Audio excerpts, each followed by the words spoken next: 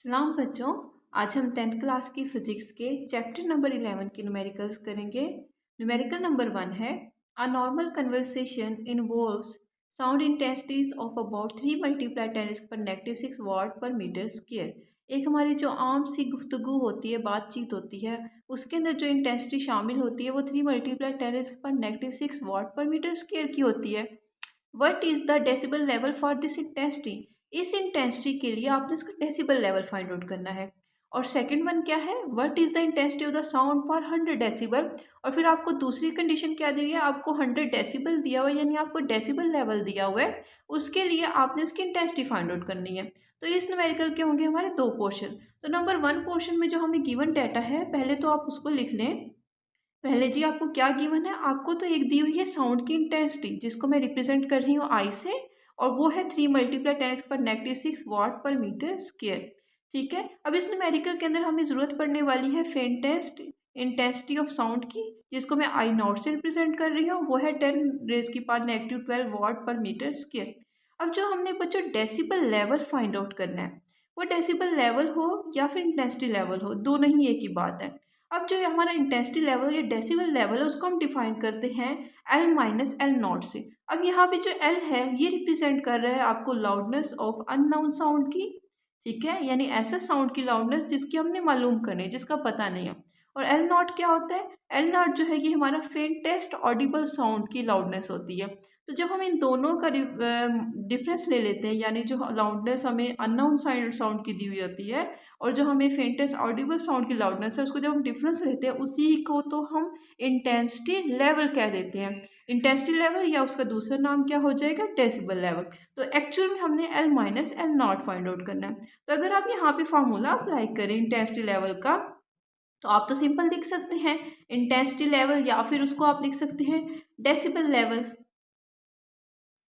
ठीक है, उसको या तो आप इंटेंसिटी लेवल लिख सकते हैं या आप डेसिबल लेवल लिख सकते हैं। तो वो होता है L-L0, ये है आपका इंटेंसिटी लेवल, और ये बराबर होता है 10 log of I divided by I0 dB। Clear हो गया।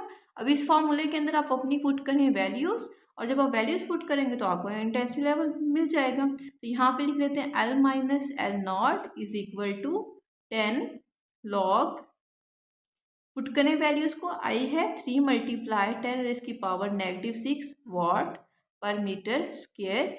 आई नॉट जो है यानी फेंटेस्ट आपकी इंटेंसिटी ऑफ साउंड है, इसको मैं लिख लेती हूँ 10⁻⁻12 वाट पर मीटर स्क्वायर। ये आपको जुबानी याद होनी चाहिए, क्योंकि इस वैल्यू को आपको एक तो एमसीक्यूज के लिए इंपॉर्टेंट है, और दूसरा आपकी जो कंसेप्चुअल लिहाज से भी इम्पोर्टेंट है कि आप ये वैल्यू को मेमोराइज कर लें। ठीक है, आई नॉट की वैल्यू, और ये आई नॉट की वैल्यू जो है ये भी एक कांस्टेंट वैल्यू है, तो इसको आपको पता होना चाहिए। तो यहाँ से देखिए वाट पर मीटर स्क्वायर से वाट पर मीटर स्क्वायर कैंसिल हो जाएगा। यहाँ पे आ गया आपका 10 log, ठीक है, 3 × 10⁻⁻⁶, ये -12 ऊपर जाएगा, ऊपर जाके +12 हो जाएगा, और फिर -6 के अंदर आप ऐड कर लें +12 dB। dB जो है वो डेसिबल यूनिट है इंटेंसिटी लेवल का, तो इसमें आपने कंफ्यूज नहीं होना। ये आ जाएगा आपका 10 log, ठीक है, 3 × 10⁻12 में से 6 जाएंगे तो ये आ जाएगा 6 dB। अब यहाँ पे 10 log 3 × 10⁻⁶ का जब आप लॉगरिथम लेंगे, ठीक है, वो आपके पास आ जाएगा 6.47 डेसिबल। ये मैंने यहाँ पे इसका लॉगरिथम ले लिया कैलकुलेटर से, उसकी वैल्यू आई है 6.47। तो जब आप इसको मल्टीप्लाई करेंगे 10 से, तो ये आ जाएगा आपके पास 64.7 dB। तो ये हमने डेसिबल लेवल फाइंड आउट कर लिया है, जो हमें इंटेंसिटी गिवन थी उसका, जो आया है 64.7 dB। ये तो हो गया हमारे न्यूमेरिकल का फर्स्ट पोर्शन, क्लियर हो गया। अब हम आते हैं सेकंड पोर्शन पे। सेकंड पोर्शन हमें क्या कह रहा है, सेकंड पोर्शन हमें ये बता रहा है कि अगर अगर जो आपकी इंटेंसिटी, यानी जो आपको इंटेंसिटी लेवल है, वो अगर 100 डेसिबल दिया हो, तो पार्ट 20 का देख लें। अब की बार जो आपको गिवन है वो आपको इंटेंसिटी लेवल गिवन है, यानी डेसिबल लेवल L-L0 गिवन है आपको, जो है 100 डेसिबल। आपने फाइंड आउट क्या करनी है, उसकी इंटेंसिटी, यानी यहाँ पे आपने फाइंड आउट करनी है आई, और आई नॉट तो पहले से ही आपको गिवन होना चाहिए, पता होना चाहिए, ठीक है। अगेन यहाँ पे आप फॉर्मूला यूज़ करेंगे इंटेंसिटी लेवल का, वो हो जाएगा L minus L naught is equal to 10 log of I divided by I naught D B. Clear हो गया। यहाँ भी आप पुट कर दें एल माइनस एल नॉट की वैल्यू, वो हो जाएगी 100 dB, ठीक है। यहाँ आ जाएगा 10 लॉग आई, तो आपने फाइंड आउट करना है। और यहाँ नीचे आई नॉट की वैल्यू क्या है, आई नॉट की वैल्यू है 10 रेज की पावर -12 dB। क्लियर, ठीक है। यहाँ से अब आगे देखें, ये डेसिबल से यहाँ से डेसिबल कैंसिल, इधर से एक जीरो से ये जीरो कैंसिल, इधर आ जाएगा आपका 10 is equal to log I divided by, या फिर 10 रेज़ की पावर -12 को आप ऊपर ले जाएं तो ये आ जाएगा मल्टीप्लाई 10 रेज़ की पावर +12। क्लियर हो गया। अब देखिए लॉग को ख़त्म करने का एक ही तरीका है, दोनों तरफ आप क्या ले लें, एंटी लॉग। तो दोनों तरफ जब आप एंटी लॉग लेंगे, taking antilog on both sides, ठीक है। तो यहाँ पे लें आप antilog of 10 is equal to antilog of log into I multiply 10 raise की पावर -12। तो पता है आपको एंटी लॉग से लॉग तो हो गया कैंसिल, और एंटी लॉग ऑफ 10 लें तो ये आ जाएगी 10 रेज़ की पावर 10, और यहाँ से कैंसिल होकर ये आ जाएगा आपके पास आई मल्टीप्लाई 10 रेज़ की पावर -12। ठीक है, आई को यहाँ पे ही रहने दें आप, और ये जो 10 रेज़ की पावर -12 है, 10 रेज़ की पावर 10 डिवाइडेड बाय 10 रेज़ की पावर -12 हो जाएगा। और आपको पता है जब भी पावर नीचे से ऊपर की तरफ जाती है तो प्लस हो जाती है, ऐसी बात है ना। 10 रेज़ की पावर 10 + 12 हो गई। और जब आप इसको, सॉरी एक मिस्टेक होगी बच्चों, यहाँ पे आप देखें ये हमारा +12 था, तो यहाँ पे आप देखिए नेगेटिव है, तो ये यहाँ पे क्या है, प्लस होगा, ठीक है। ये +12 है, ये नीचे भी क्या है हमारा, यहाँ नीचे डिवाइड आएगा +12, जब ये ऊपर जाएगा तो ये क्या हो जाएगा -12। तो आपको पता है 10 -12 करें तो ये आपके पास क्या आ जाएगा, ये आपके पास वैल्यू आ जाएगी, इसको मैं यहाँ पे कर रही हूँ कुछ यहाँ पे, ठीक है। ये आपकी जो 10 × 10 - 12 है, ये आपकी वैल्यू आ जाएगी I is equal to 10 raise की पावर 10 - 12, ये करें तो ये आ जाएगी आपके पास 10 रेज़ की पावर -2 आई, ठीक हो गया। और जब 10 रेज़ की पावर -2 को आप ओपन करेंगे तो ये आ जाएगी 0.01, क्योंकि इंटेंसिटी का जो यूनिट होता है वो वाट पर मीटर स्क्वायर होता है, तो आप ये कर लें। तो ये आपकी आ जाएगी 100 डेसिबल लेवल के लिए इंटेंसिटी जो होगी 0.01 वाट पर मीटर स्क्वायर। न्यूमेरिकल नंबर 2 है, इफ़ एट अनारकली बाज़ार Lahore intensity level of sound is 80 dB। अगर एक अनारकली बाज़ार जो लाहौर का है उसमें साउंड की इंटेंसिटी का लेवल 80 डेसिबल है, what will be the intensity of sound there. तो यहाँ पे साउंड की इंटेंसिटी क्या होगी, वेरी इजी, गिवन देखने क्या दिया हुआ है, गिवन है आपको इंटेंसिटी लेवल, और इंटेंसिटी लेवल मैंने अभी डिस्कस किया है, L - L नॉट से रिप्रेजेंट किया जा सकता है। और आगे जो है आपको इंटेंसिटी लेवल 80 डेसिबल दिया हुआ है, तो यहाँ पे आ जाएगा L - L naught is equal to 80 decibel. आपने फाइंड आउट करनी है इंटेंसिटी, यानी आपने करना है आई फाइंड आउट। और आपको पता है यहाँ पे एक चीज़ जो ज़रूरी है, जो याद होनी चाहिए, वो है आपका आई नॉट। और आई नॉट किसको रिप्रेजेंट करता है, फेंटेस्ट इंटेंसिटी ऑफ साउंड को, वो होती है 10 रेज़ की पावर -12 वाट पर मीटर स्क्वायर। फार्मूला देख लें यहाँ क्या यूज़ होगा, फार्मूला आपका यूज़ होगा इंटेंसिटी लेवल यानी कि L - L naught is equal to 10 log of I divided by I naught dB। आपको इंटेंसिटी लेवल दिया हुआ है 80 dB यानी 80 डेसिबल, इसको आप पुट करें।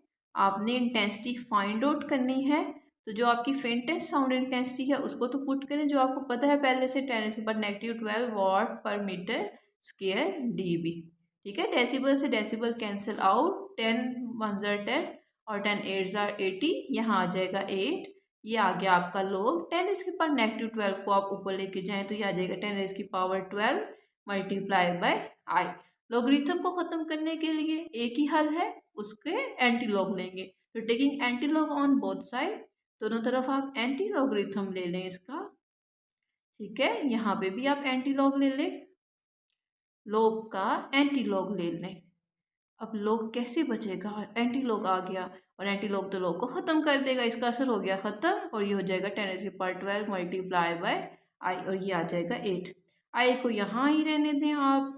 हाँ सॉरी, एंटी लॉग ऑफ 8 यहाँ पे ले तो वो होता है 10 रेज़ की पावर 8। आई को इधर ही रहने दें, 10 रेज़ की पावर को 8 को इधर ही रहने दें, 10 रेज़ की पावर 12 जो है इधर नीचे आके क्या हो जाएगी, डिवाइड। और जब ये डिवाइड होगी तो इसको आप ऊपर लेके जाएं, जल्दी से जब ऊपर लेके जाएंगे तो प्लस है तो ऊपर जाकर इसकी पावर क्या हो जाएगी, माइनस। दोनों को कर दें आप, बेस सेम है, दोनों को कर दें सब्ट्रैक्ट, ये आ जाएगी 8 - 12 करें तो क्या आ जाएगा, 10 रेज़ की पावर -4। तो यही तो हमारी इंटेंसिटी आएगी 80 डेसिबल लेवल के लिए, यानी 10 रेज़ की पावर -4 यूनिट क्या है, वॉट पर मीटर स्क्वायर। और ये हमारी आ गई इंटेंसिटी। न्यूमेरिकल नंबर 3 है, एट अ पार्टिकुलर टेम्परेचर, एक मखसूस टेम्परेचर पर the speed of sound in air is 330 metre per second. जो साउंड की स्पीड हवा में है वो 330 मीटर पर सेकेंड है। If the wavelength of a note is 5 centimetre, अगर एक जो नोट है उसकी वेवलेंथ 5 सेंटीमीटर होगी। Calculate the frequency of the sound wave, आपने उसकी फ्रिक्वेंसी फाइंड आउट करनी है उस साउंड वेव की। Is this frequency in the Audible range of the human air, और क्या ये जो फ्रिक्वेंसी है ये इंसानी कान की काबिल समात है, यानी क्या इंसानी कान इस फ्रिक्वेंसी की साउंड वेव को सुन सकता है या नहीं सुन सकता। तो इसका आंसर जो है फाइंड आउट करने के लिए पहले तो करनी पड़ेगी कैलकुलेशन। भाई साहब आपको सब लोगों को कैलकुलेशन कर किए बगैर तो कुछ नहीं मिलने वाला। तो सबसे पहले यहाँ पे आप कैलकुलेट करेंगे फ्रिक्वेंसी, और उस फ्रिक्वेंसी के बाद हम देखेंगे, अंदाज़ा लगाएंगे क्या ये इंसानी कान सुन भी सकता है या सिर्फ ये जिनों और भूतों को सुनाई देने वाली है। तो यहाँ पे आप लिखेंगे गिवन स्पीड ऑफ साउंड क्या है आपकी, स्पीड ऑफ साउंड है आपकी, जिसको मैं वी से रिप्रेजेंट कर रही हूँ, 330 मीटर पर सेकेंड। और वेवलेंथ क्या है नोट की, वो है 5 सेंटीमीटर। अरे भाई ये सेंटीमीटर जान नहीं छोड़ता न्यूमेरिकल्स में, आपको पता है ऐसा यूनिट जो किसी भी लेंथ का वो मीटर होता है तो आपको मीटर में कन्वर्ट करना पड़ेगा। सेंटीमीटर से मीटर में जाने के लिए 100 पे डिवाइड करना पड़ेगा। ये जो विर्द है ये आप लोग पका लें अपने जहनों के अंदर कि सेंटीमीटर से मीटर में जाने के लिए आपको 100 से डिवाइड करना ही पड़ेगा। ओके, तो ये आ जाएगी 0.05 मीटर। और यहाँ पे आपने फाइंड आउट करनी है फ्रिक्वेंसी, तो फ्रिक्वेंसी पे क्वेश्चन मार्क लगा लें। यहाँ पे आप लिखेंगे फार्मूला, ठीक है, वही फार्मूला जो अक्सर आप यूज़ करते हैं। यस, गेस करें आप, पहले थोड़ी देर के लिए सोचें फिर बताऊंगी। Good, v is equal to F lambda. यहाँ से आप f को आपने क्योंकि फाइंड आउट करना है, लैम्डा इधर चला जाएगा तो v divided by lambda. Speed है आपकी 330 मीटर पर सेकेंड, लैम्डा क्या दिया हुआ है 0.05 मीटर। और यहाँ से आप कैलकुलेट करें तो ये आ जाएगा 6600 मीटर पर सेकेंड। और अगर आप मज़ीद इसको साइंटिफिक नोटेशन में लिखें तो ये आ जाएगी 6.6 मल्टीप्लाई 10 रेज़ की पावर 3 हर्ट्स। क्लियर हो गया। और मज़ीद इसको लिखूं क्योंकि प्रीफिक्स आप यूज़ कर सकते हैं, 10 रेज़ की पावर 3 जो है वो किलो के लिए यूज़ होता है तो ये आ जाएगी किलो हर्ट्स। तो जो फ्रिक्वेंसी आ गई ये तो आ गई 6.6 किलो हर्ट्स। अब पता कैसे चलेगा कि ये हमारे इंसानी कान की काबिल समात रेंज में, यानी सुन सकता भी है या नहीं सुन सकता इंसानी कान। तो देखें भाई, जो इंसानी कान है ना वो 20 हर्ट्स की आवाज़ से लेके 20 किलो हर्ट्स की आवाज़ तक जो है वो सुन सकता है, मतलब साउंड वेव को सुन सकता है। ठीक हो गया, इतनी फ्रिक्वेंसी की वेव को वो सुन सकता है हमारा कान, इंसानी कान। क्लियर हो गया। तो अब यहाँ पे देखिए 6.6 आ रहा है, तो देखिए ये 20 और 20,000 के दरमियान में ही तो है, किलो हर्ट्स के दरमियान में ही तो वैल्यू आएगी कहीं। तो इस वजह से हम कहेंगे yes, this frequency is the Audible in the Audible range of the human air. Clear हो गया। हाँ जी, ये हमारा इंसानी कान इसकी फ्रिक्वेंसी को सुन सकता है। न्यूमेरिकल नंबर 4 है, और डॉक्टर काउंट्स 72 हार्ट बीट्स इन 1 मिनट। एक डॉक्टर जो है वो 1 मिनट के अंदर 72 हार्ट बीट्स जो है वो काउंट कर रहा है। ठीक है, यानी दिल की रफ्तार, दिल की जो धक धक हो रही है उसको काउंट किया है 1 मिनट में 72 उसको हार्ट बीट सुनाई दी है। कैलकुलेट द फ्रिक्वेंसी, आपने फ्रिक्वेंसी फाइंड आउट करनी है and period of the heart beats, और हार्ट बीट्स का पीरियड फाइंड आउट करना है। तो गिवन देख लें आप यहाँ पे, एक तो आपको गिवन है नंबर ऑफ हार्ट बीट्स, तो एन जो दिया हुआ है वो आ गया 72। टाइम दिया हुआ है आपको 1 मिनट। ठीक है, आपको पता है 1 मिनट के अंदर जो कितने सेकंड होते हैं, 60 सेकंड, तो ये आ गया आपका 60 सेकंड। आपने फाइंड आउट करनी है फ्रीक्वेंसी, आपने फाइंड आउट करनी है टाइम पीरियड। क्लियर हो गया? तो फार्मूला यहाँ पे अप्लाई करें, देखें फ्रीक्वेंसी फाइंड आउट करने का सिंपल सा फार्मूला है कि अगर आपने किसी भी चीज़ की फ्रीक्वेंसी फाइंड आउट करनी है तो नंबर्स को डिवाइड कर दें आप टाइम के ऊपर। नंबर्स ऑफ हार्ट बीट्स कितने हैं 72, टाइम कितना दिया हुआ है 60 सेकेंड्स, इसको डिवाइड किया। ठीक है, डिवाइड करने से आपका आंसर आ जाएगा 1.2 हर्ट्ज। हर्ट्ज का पता है ना आपको, नीचे सेकंड आएगा और आपको पता है कि जब भी सेकंड ऊपर जाएगा तो ये पर सेकंड हो जाएगा, और एक्चुअली में हम पर सेकंड को ही हर्ट्ज का नाम देते हैं, इस यूनिट का नाम दे देते हैं। टाइम पीरियड फाइंड आउट करना है और आपको पता है कि जो आपका टाइम पीरियड होता है वो फ्रीक्वेंसी के रेसिप्रोकल होता है, तो सिंपल 1/f फार्मूला आ जाएगा। 1/f यानी f की वैल्यू फाइंड आउट पुट करें तो ये आ जाएगी 1.2। ठीक है, और 1 डिवाइड बाई 1.2 करें आप तो आपका फाइनल आंसर आ जाएगा 0.833 सेकेंड। तो ये आपका टाइम पीरियड आ गया और ये आपकी आ गई फ्रीक्वेंसी। ठीक हो गया। न्यूमेरिकल नंबर 5 है, a marine survey ship sends the sound wave straight to the sea bed. एक मेरीन की सर्वे शिप थी जिन्होंने सी बेड पे सीधी साउंड वेव्स जो है वो भेजी। It receives an echo 1.5 second later. उन्होंने 1.5 सेकेंड लेटर के बाद जो है ना उसकी इको उनको सुनाई दी, वसूल की। इको आपको पता है ना, गूंज, यानी जब भी आप साउंड वेव्स को कहीं पे भेजते हैं और वो टकरा के साउंड वेव जब दोबारा वापस आते हैं उसी को फिनोमेनन को हम इको का नाम दे देते हैं। The speed of sound in sea water is 1500 metre per second. जो साउंड वेव की स्पीड है सी वाटर के अंदर, ठीक है, वो होती है 1500 मीटर पर सेकेंड के बराबर।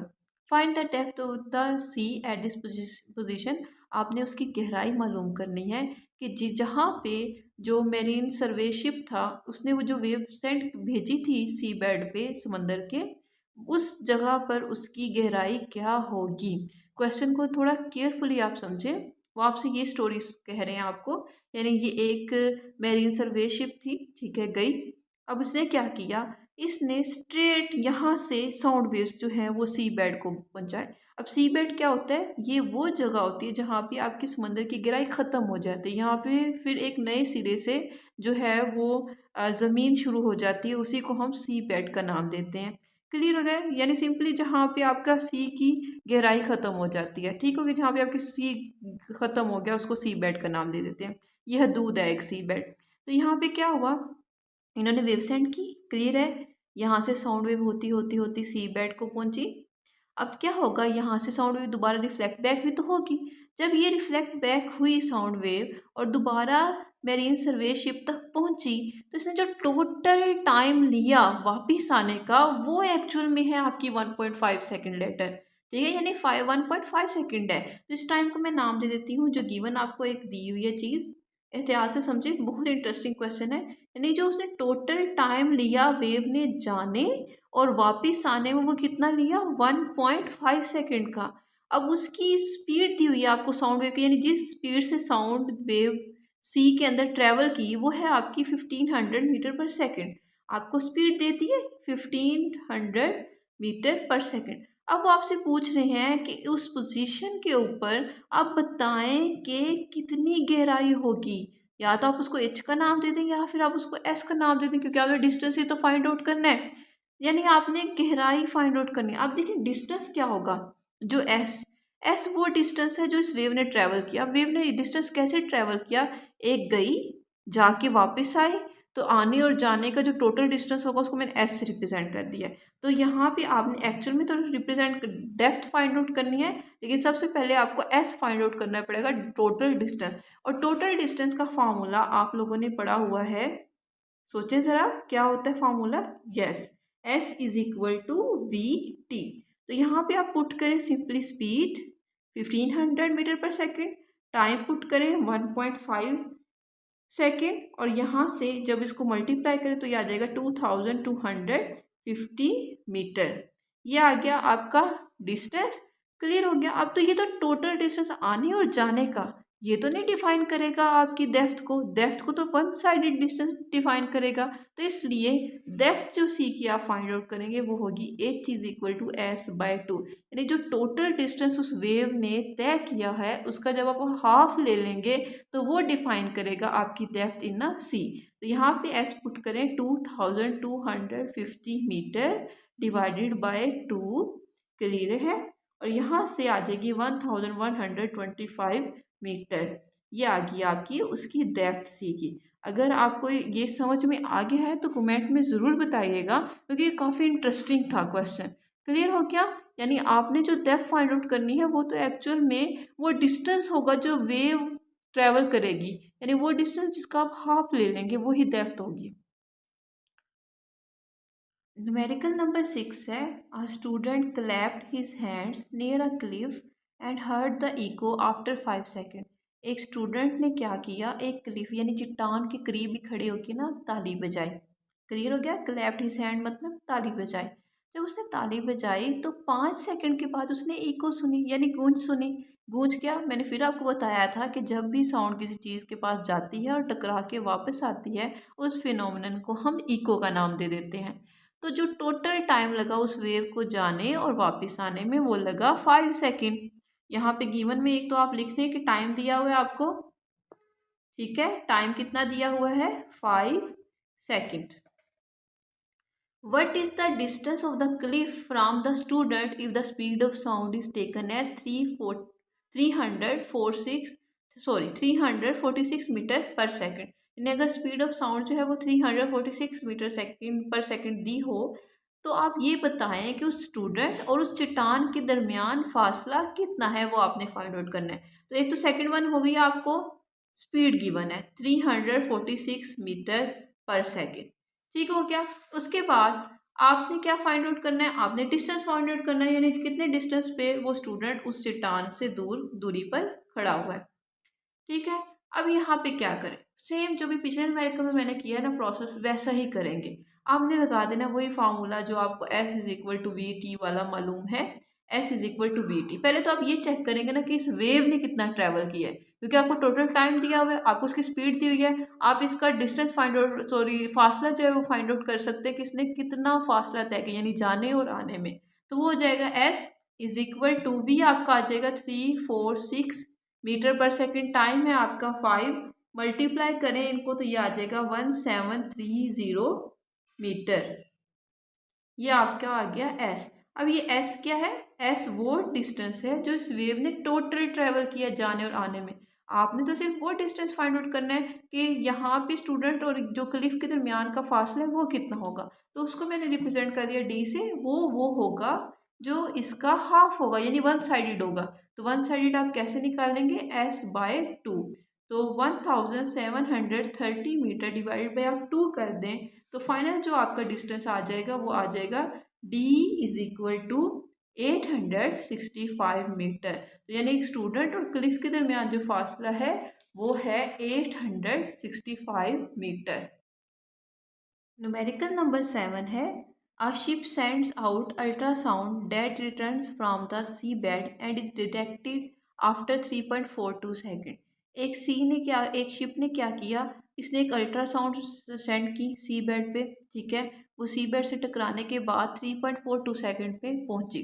तो यह क्या हुआ, ये एक शिप है, इस शिप ने अल्ट्रासाउंड वेव्स को सी बेड की तरफ क्या किया, सेंड किया, और 3.42 सेकेंड के बाद उसको दोबारा जो है वो वसूल कर दिया, रिसीव कर लिया। ठीक हो गया। तो यहाँ पे जो आपको गिवन है, एक तो दिया है वो है टोटल टाइम जो उसने जाने और आने में वापस आने में लगाया, वो है t is equal to 3.42 second. If the speed of ultrasound through sea water is, अब अल्ट्रासाउंड की आपको स्पीड दी हुई है, लेट से उसको आप v से रिप्रेजेंट कर दें 1531 मीटर पर सेकेंड। तो आप बताएं what is the distance of the sea bed from the ship. अब ये बताएं कि उस शिप से सी बेड का डिस्टेंस कितना होगा। उसको लेट से मैं रिप्रेजेंट कर लेती हूँ h से। यानी वही डेप्थ, सी की डेप्थ फाइंड आउट करनी है आपने, कितनी गहराई है। तो यहाँ पे फार्मूला तो यूज़ करें आप, वही जो आप डिस्टेंस फाइंड आउट करने का निकालते हैं, S is equal to V T. Clear है। अब एस क्या रिप्रेजेंट कर रहा है, एस उस टोटल डिस्टेंस को रिप्रेजेंट कर रहा है जो उस वेव ने जाने और वापस आने में कवर किया। ठीक है, तो यहाँ से वी पुट करें 1531 metre per second multiply 3.42 second. आप इन दोनों को आपस में मल्टीप्लाई करें और आप कुछ ऐसी वैल्यू को गेट करेंगे 5236.02 मीटर। ठीक है, ये वो टोटल डिस्टेंस है जो उस वेव ने कवर किया, यानी जाने और वापस आने में जो टोटल कवर किया।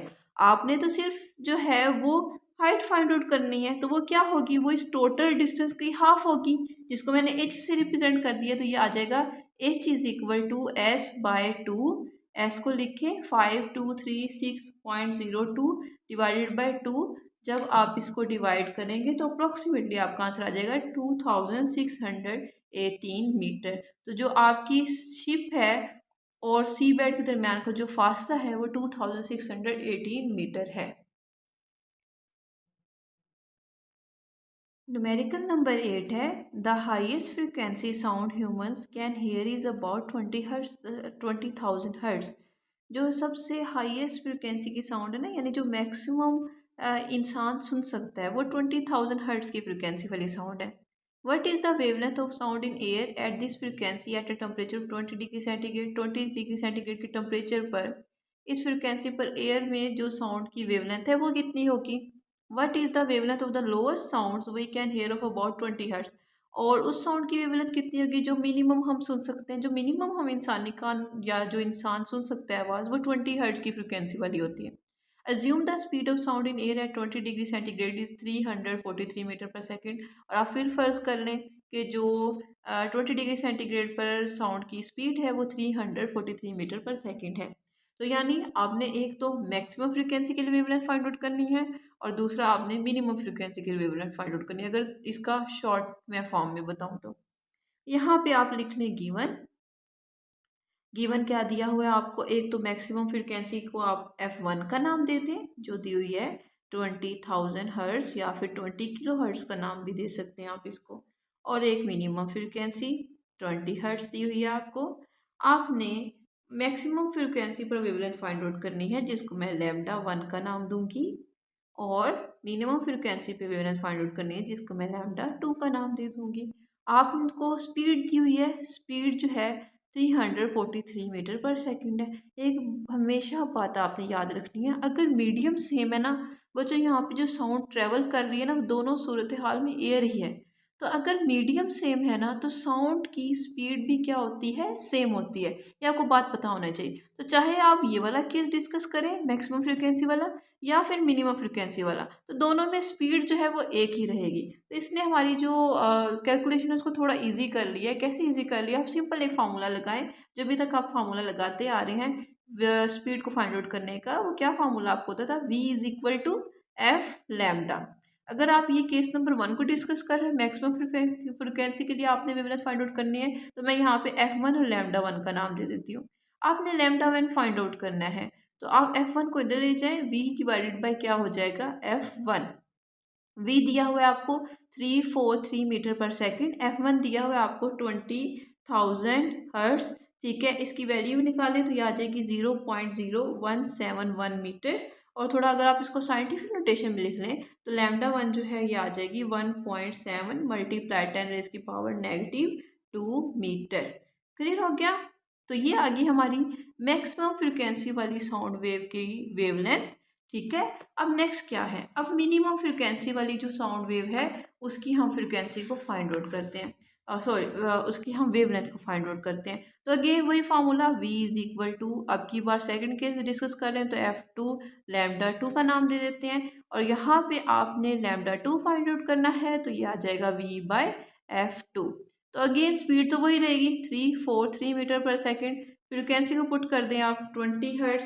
ठीक है, फाइनल आंसर आ जाएगा आपके 17.15 मीटर।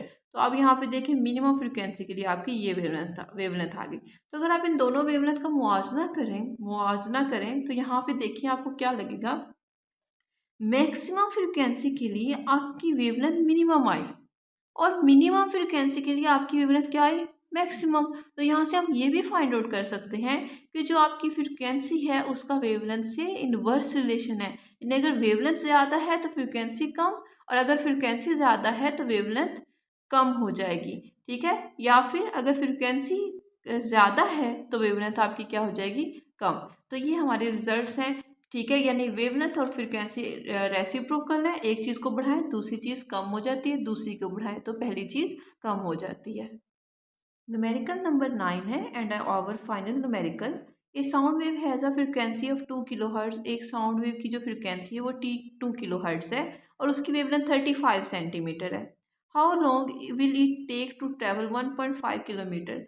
हाउ लॉन्ग विल मतलब वो कितना टाइम लेगी 1.5 किलोमीटर ट्रैवल करने के लिए, यानी अगर 1.5 किलोमीटर का वो डिस्टेंस ट्रैवल करे तो उसको कितना टाइम लगेगा इस डिस्टेंस को ट्रैवल करने के लिए। गिवन देख लें आप, यहाँ पे आपको गिवन में है frequency f is equal to 2 kHz। ठीक है, वेवलेंथ दी हुई है आपको 35 सेंटीमीटर। तो आपको पता है सेंटीमीटर से फौरन जाए मीटर के अंदर, 100 से डिवाइड करना पड़ेगा और आपका फाइनल आ जाएगा 0.35 मीटर। यहाँ पे आपका किलो है तो किलो का प्रीफिक्स 10⁻³ वैल्यू पुट करें तो जो कि आपकी वैल्यू आ जाएगी 2000 हर्ट्स। क्लियर हो गया। उसके बाद आपको दिया हुआ डिस्टेंस वो आ गया s is equal to 1.5 kilometre. तो यहाँ पे आप लिखें 1.5 मल्टीप्लाई किलो क्या है 1000 मीटर, किलो की वैल्यू पुट करें तो 1000 होती है, यहाँ पे आ जाएगी आपके पास 1500 किलो, 1500 मीटर। ये आ गया आपका डिस्टेंस। यहाँ आपने फाइंड आउट करना है अपना टाइम।